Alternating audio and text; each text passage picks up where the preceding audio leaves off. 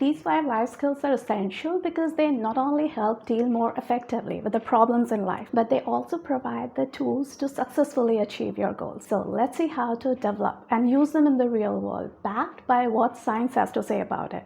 Don't miss the 5th one. It makes all the other skills more powerful. Whether it's a work problem or some kind of personal challenge, resilience is what gives us the tools to handle them in a way that they have the least possible effect on our goals, our motivation, and our general sense of satisfaction in life. It's a core life skill because it helps us manage stress and uncertainties better by empowering us to adapt and respond in a productive way. Now, the cool thing about resilience is that it's like a muscle, a mental muscle, and so it works better the more we use it. So here's a neuroscience-based tool that lets us exercise it, doing what we do every day. See, studies have found that the anterior mid-cingulate cortex, it is directly connected to tenacity and willpower, and that it gets activated better when we have to overcome some resistance, which simply means that when we do what we really don't want to do or resist doing something that we really want to, we are exercising resilience. We are training that part of the brain to stay in control,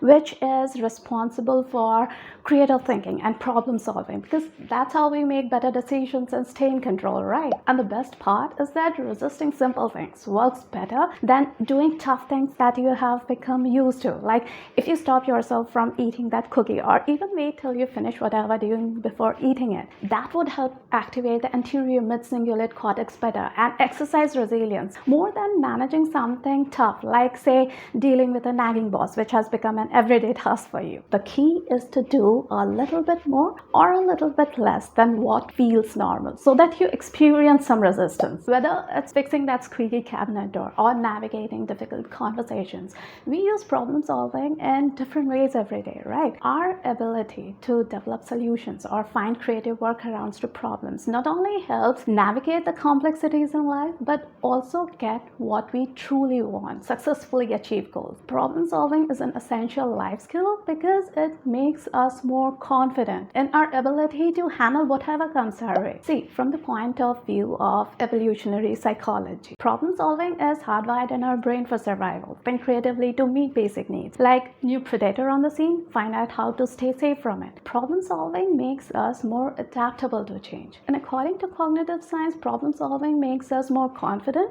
because when developing solutions, we need to consider different perspectives, right? Which not only means we are adding to our knowledge base, but also tweaking our approach to what works better, refining our abilities. And this reinforces those neural pathways, making us more confident in our ability to handle problems in the future too. The quality of our life is decided by the things we choose to focus on. And you can even make this work faster for you by creating a structured approach, a framework that works for you. Like step 1, stop worrying to think more productively. And a quick way to do this is asking, are the things I'm worrying about most likely to happen, or are they just the worst case scenario? This helps put things back into perspective by breaking away from the negativity bias, which is a survival default, right? And this shift enables us to look at the situation more rationally. Step 2, get specific. What exactly do you want solved? Because it's really tough to find solutions for vague things, right? Like, this isn't working. But getting specific with questions like, what specifically isn't working? So what does that mean needs to get better? These questions give us a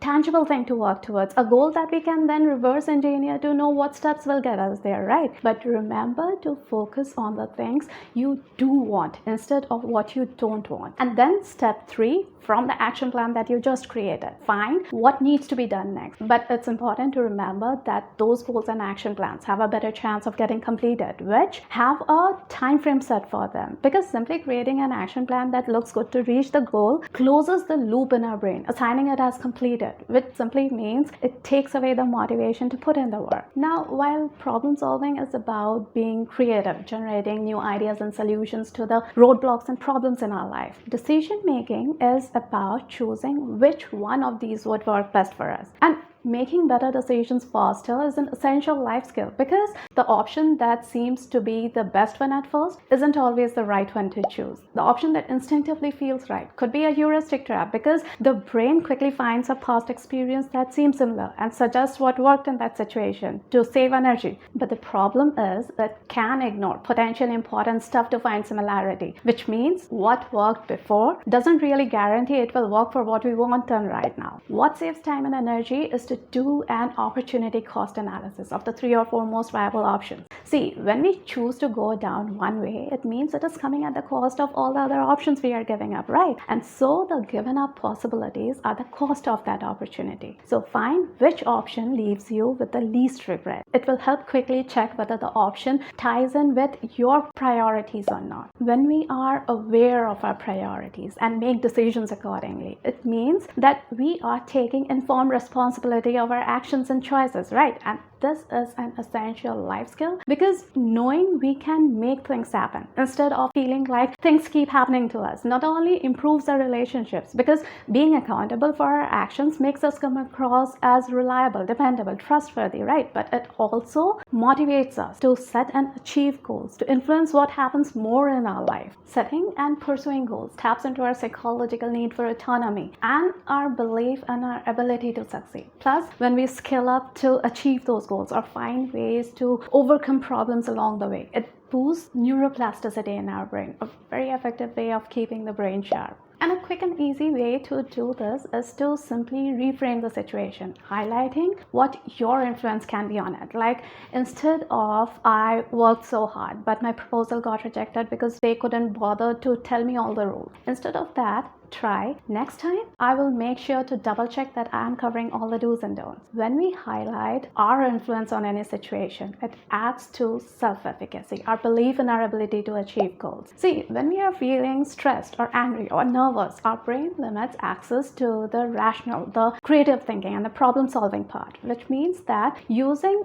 any life skill, making an effort to stay in control, becomes that much tougher. And so staying calm in any situation becomes an essential life skill, because it helps us use those tools effectively, which empower us to make the best of any situation. And there are some very neat techniques that can help us do this quickly in real time. They're all in this video over here. Go check it out. I hope you found this video useful. Take care, and I'll meet you right over there.